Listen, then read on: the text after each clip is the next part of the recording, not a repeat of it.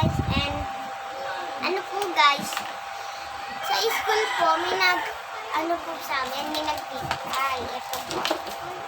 So, unahin na po natin yung toothbrush.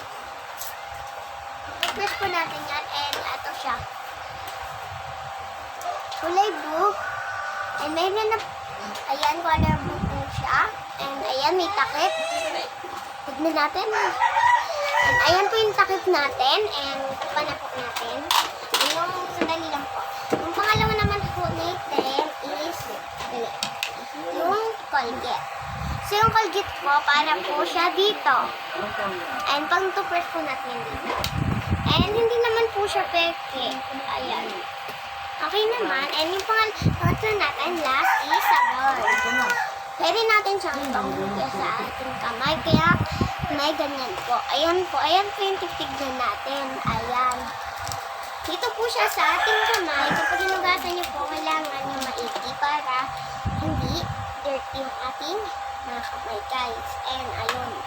So, yung galing po to sa mga school natin. Guys, kung andin po, meron din po kayong ganito. Sabi na lang po. Bye-bye!